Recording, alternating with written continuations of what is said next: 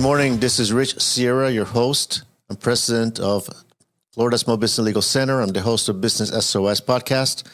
This is episode number 33 of Business SOS. This is the second episode for the year 2024. I want to wish you a happy new year and prosperous and new year and with great health for you and your family. And thank you for listening to the show. We've been doing this now for over 6 months. We're very excited. And I'd like you to participate in the show. If you have not done so already, please subscribe to our YouTube channel. And also, I'd like you to follow the show as well and share it with your friends. We provide some valuable content for business owners. And this information that, for the most part, is not available, readily available unless you have a consultation with an attorney. What I try to do with the podcast is really give you kind of real-life examples of my interviews with so many business owners that I've had before and how to handle these situations. As a business owner, you're going to be facing a number of challenges, legal challenges throughout your journey. So what I try to do is give you some tips and some advice and perhaps to help you recognize some of those challenges and give you a way that you might be able to handle it, but also give you the information that you need when is a good time to call an attorney. So today I want to talk about, this is really a part 2 of an episode that I did back in June of episode number 7, which basically is to recognize online scams. And in this particular episode, I want to talk about trucking automation scams. Recently, I've had the opportunity to meet a number of prospective clients, and also some of them actually have become clients they have fallen victims of this new trend called trucking automation. And the way it works is this way. They advertise online. Sometimes they're Facebook ads, might be Instagram ads, promising you that if you invest anything over $100,000, could be $200,000 and above. I've seen even higher numbers than that. They will basically purchase a truck on your behalf, one of those shipping trucks with a large trailer, and then you will, in essence, lease that truck to them or let them manage that truck for you, and they will assign a driver, they will get insurance, they'll get the DOT number, and you're going to go ahead and share the profits, and they guarantee you profits in a sense between, $4,000 and $8,000 per month by you making this large investment. It sounds like a good deal. You invest $100,000 and you're going to be getting, for maybe 5-6 years or more, you're going to be getting $5,000 a month or plus in passive income. Unfortunately, for many of these victims, has not been the case. What has happened is basically these companies, they are extremely skilled at making a great presentation. They have professional and I'm using that term lightly, highly skilled salespeople. They give you a great sales presentation. They put a PowerPoint presentation. They give you a Zoom call. They give you assurances. They nurture you. You make you feel comfortable. And before you know it, you aren't transferring money over $100,000 to this account with the hopes that you go ahead and become now an owner of this large truck, the shipping truck, where you're going to be generating profits.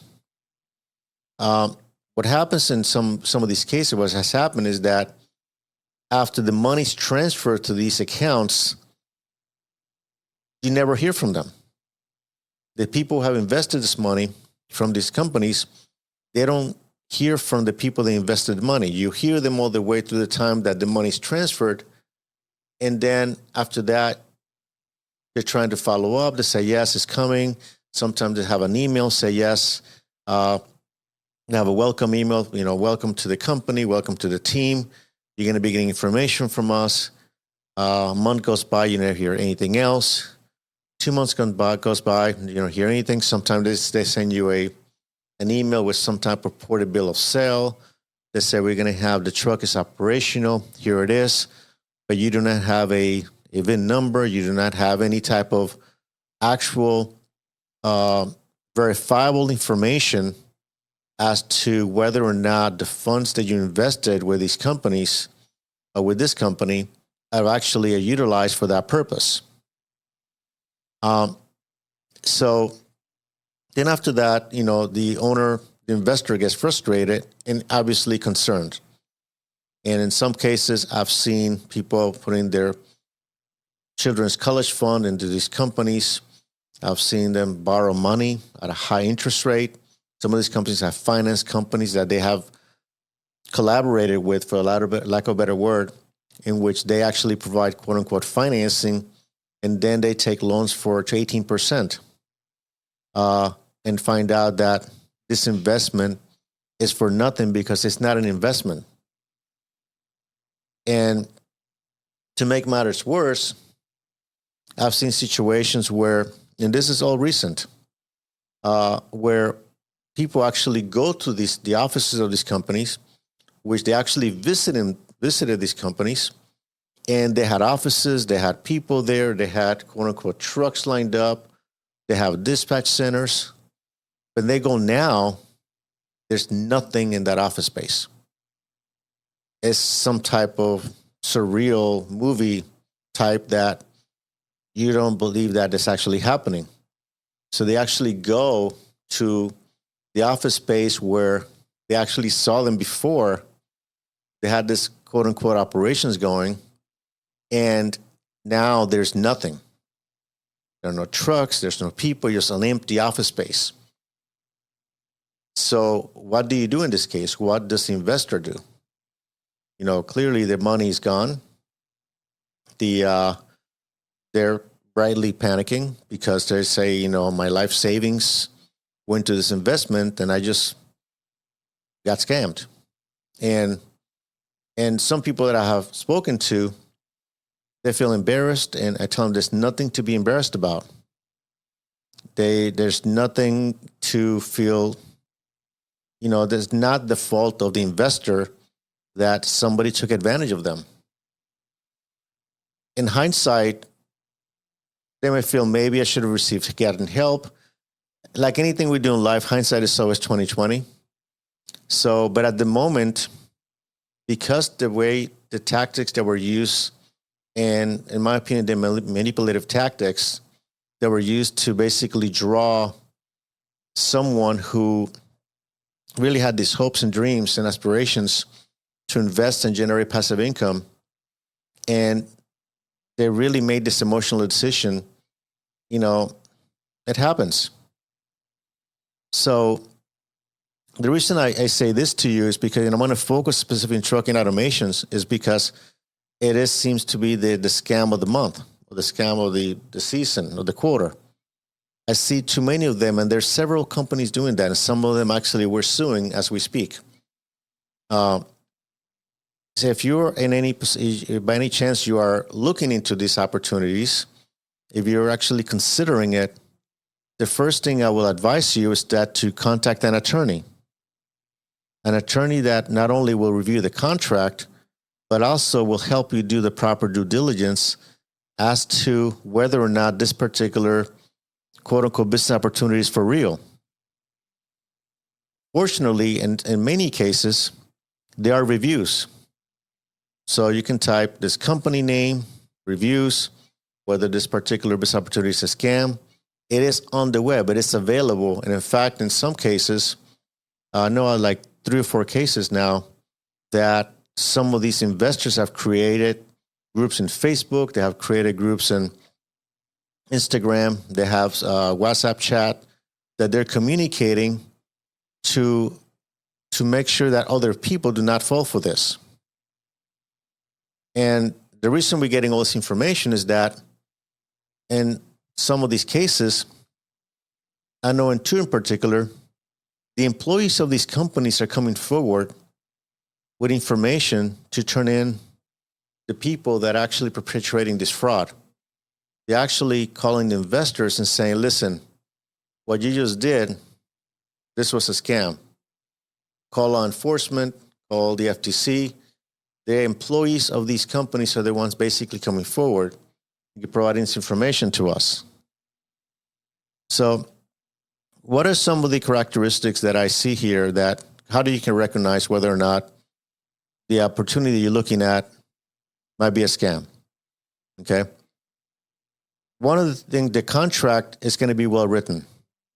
So do not just look at whether the contract is, legal contract. Yes, the contract is going to be very well written, but it's going to have a lot of hoops for you to jump through in enforceability. We talked about that in a number of episodes, that the contract is only as good for you as your ability to enforce it. So many of these call for arbitration clauses. And I've asked a number of people, do you know what arbitration is? They say no. And I said, let's talk about that. Okay? Nothing wrong with having an arbitration clause in a contract. But what it does is basically bypasses the court system and you go into a private court, so to speak, like the American Arbitration Association. There are other groups as well that only do arbitrations. But the point is, when you go to an arbitration process, there's no public record of the arbitration, with the exception of an award at the end of the case. In arbitration, it could cost more money to start an arbitration than going to court, because there's some fees you got to pay the arbitration company. There's some deposits you got to make to the arbitrator. So depending on the amount that you're seeking, the larger the amount that you're seeking to collect from arbitration, the larger the entry point is going to be. It will not be uncommon. You got to pay a $5,000 entry fee or a filing fee for an arbitration that you're seeking over $100,000. Whereas in the court system in Florida, it'll cost you $401 to go to circuit court. In the federal court, it'll be about $400 as well. So you see my point, that the entry point for arbitration is a lot higher. Another question that you have to basically ask is, hey, what are the guarantees? When can I get my money back? Another common theme that I see is that you have to wait. There's a long waiting period before you can actually say, okay, the guarantee, I can exercise my guarantee. I've seen it as large as 2 years. So you enter into this contract, you spend $100,000 for this quote-unquote trucking business, and you cannot exercise the guarantee. After 2 years, say, if you don't get your money back in 2 years, we'll refund you the money. And 2 years are gone. They could be gone by then. So it is a long time to wait for you to receive your money back. There's also another theme that I see here is that the actual amount of time that when the actual truck will be operational. And I've seen it change. I'll just give you an example. One of the contracts that I've seen is say, okay, if your truck is not operational in 90 days, we'll go ahead and you're entitled to seek your refund of your deposit. And in some of the cases that I'm dealing with, that actually has happened the case. And we're trying to exercise that as well. So you have to look at, so when you have that type of time frame, that's also a red flag. You have to look at whether or not you're actually going to have your business, your truck, quote unquote, operational within a time period. Another thing you have to look at is what it's going to cost me to enforce this contract. And one of the things that I see here is that in many cases, the victims of these scams do not have the resources required to take all the way to the end. Some cases they do, some cases they don't. Okay? A contract is only as good as the ability to enforce the contract. Remember that. If you have basically invested your life savings, you have borrowed money at 18% interest from some finance company that you have to pay that loan, you got to make a decision. How much money do I have now to get my money back? And from whom? So if it's strictly a company debt, The company can decide to file bankruptcy, and then you have to deal with the bankruptcy court. That's a different conversation of whether or not they can get protection from bankruptcy court. But when we do our cases, we sue the individual officers because the bankruptcy court is not going to protect anyone from committing fraud. So, but that's a different conversation. But the point is the individual officers, the people that perpetrated the fraud, have to be included in that particular cause of action. So the calculation has to be made, okay, if I lost this amount of money, what is it going to cost me to try to get my money back? Because you'll have to spend money. And we have to look at the contract as we find it. Look at the facts as we find them. Every fact is different. But that's a calculation you got to make as well. A question that I have that I get very often is like, Rich, will there be any guarantees that I'll get my money back? The short answer to that is no. There are no guarantees in any type of business litigation. There are no guarantees, and there's no attorney in the world that should guarantee you that you will get your money back, because we do not know that. There are many factors. You first have to get a judgment against the people that you're suing. This case will be the company that they're utilizing to perpetrate the fraud, and you got to get it against individuals as well. And then you have to, that's after a trial, and then you have to enforce that judgment. So there are two parts. You have to win the case first, number one. Number two, then you have to enforce it. And then you have to try to find the assets to collect. And you have to fund that along the way. The best thing to avoid, the best thing to prevent having to enforce a contract through a scam is basically not getting into it.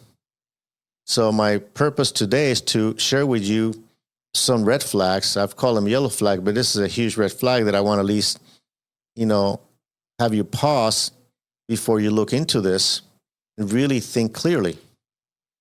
And we're very familiar with these. I've seen a number of these contracts. I'm familiar with them just, for the purposes of, what we do. Obviously, we're business attorneys. We do offer a free complimentary 30 to 30-minute consultation.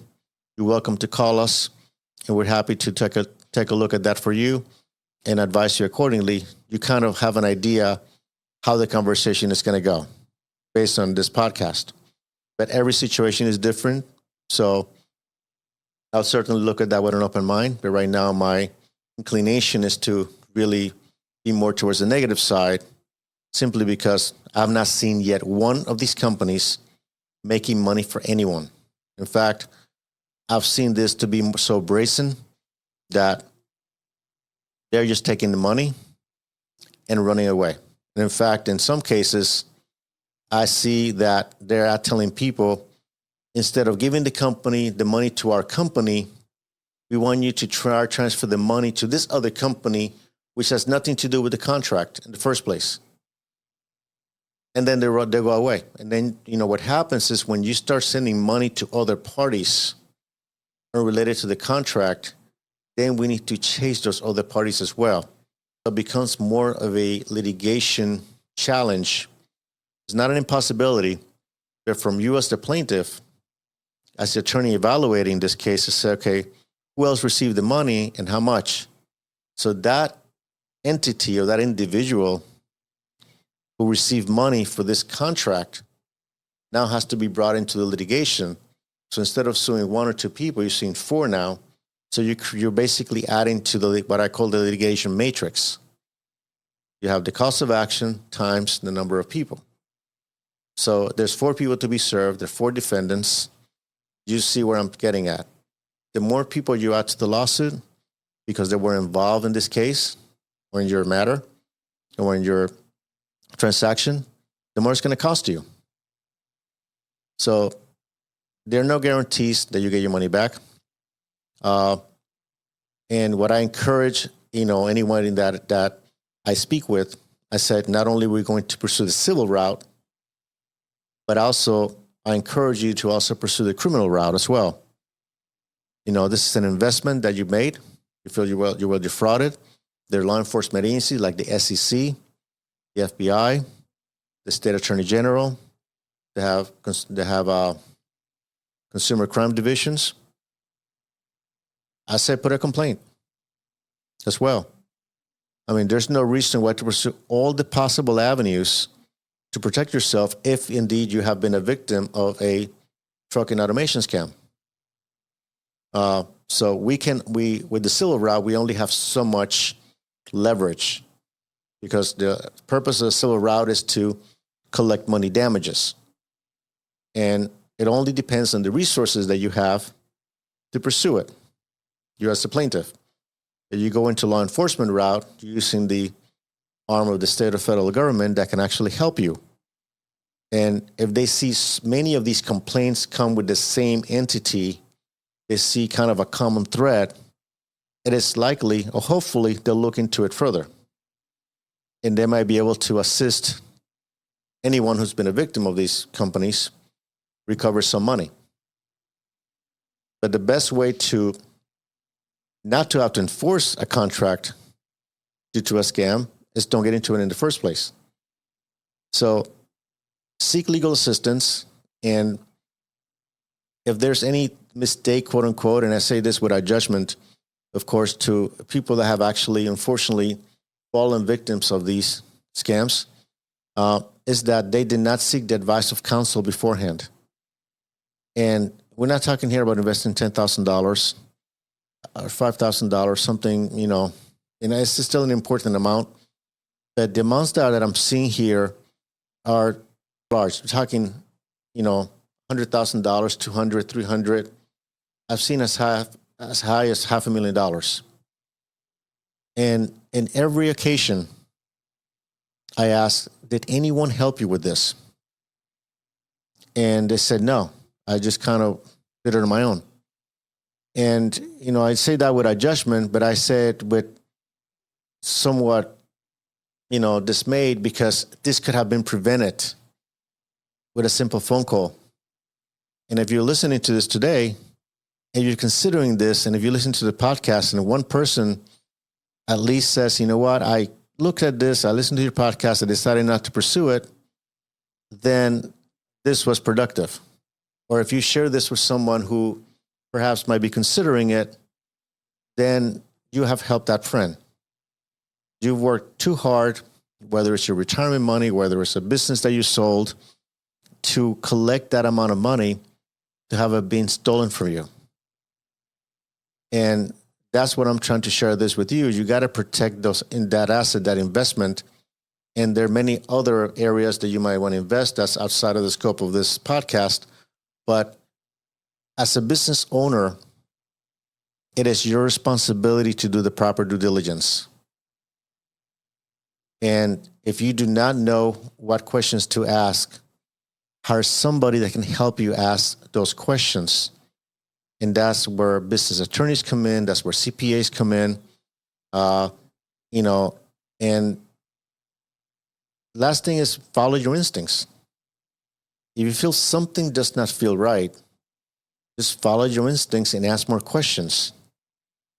And I'm still, again, surprised the number of people that have been taken advantage by these companies. And it's because they're basically preying your hopes and dreams and aspirations about doing something better. And that's normal. We want to basically advance. We want to, make that money work for us. But at the same time, there's people out there that are looking for people like you that are trying to generate passive income, and they really know what to do with respect to hitting the right buttons to have that wire transfer go to their accounts. So what I want to do with the podcast is create that break, create that space to make you think and say, you know what, am I really doing the right thing here? Is this really the right thing for me? And if you get that break, that stop sign, and make that phone call, maybe you save yourself from the despair and the agony and the pain that some of these victims, and some of them are my clients, are going through. Because the money's gone. Now it's about recovering it. It's about making those who actually perpetuated this fraud, take responsibility, be accountable. And it's going to be an uphill battle. It's not going to be that easy to do that. Because I've learned that in some cases, some of the people that are involved in these businesses are not using their real name. They use aliases. So we have to basically then find out who these people really are to properly serve them with court documents. So you see where I'm getting. If you feel that if you're looking at a business opportunity like this, a trucking automation business, and by all means, do your homework. You're welcome to call us. You're welcome to call a business attorney, get professional assistance, but look at it very critically, do your due diligence, and think very carefully before you actually hit that wire transfer button and have your funds be transferred to somebody else's account. Extremely important. I hope this information was helpful to you. This is good for episode number 33 of Business SOS, the second episode of the year. Again, I wish you a happy new year and great things for 2024. I'd like to participate in the show. If you have a legal question that you'd like to ask me, like me to go over with the show, please send me an email at rich@richsierra.com. Again, it's rich, R-I-C-H, at richsierra.com. And if I select your question, I'll go over it in the podcast. I'll send you a free copy of my book, Business SOS, 8 Common Legal Mistakes Business Owners Make and How to Avoid Them. It's available on Amazon, Barnes & Noble, and also you can ask for your local bookstore. If you'd like to learn more about the legal services that we offer, my website is floridasmallbusinesslegalcenter.com. We're on Facebook at FSB Legal. We also have this podcast on YouTube at our YouTube channel at youtube.com at Richard Sierra. Please remember to subscribe to our YouTube channel as well. We're on X at Rich_Sierra. Instagram at FSB Legal. If you want to give us a call, the number is 866-842-5202. Remember to follow us, follow the show, give us a 5-star review. We're in Apple Podcasts, Spotify, wherever you enjoy your shows. Until next week, this is Rich Sierra. Remember that my goal is to help you succeed.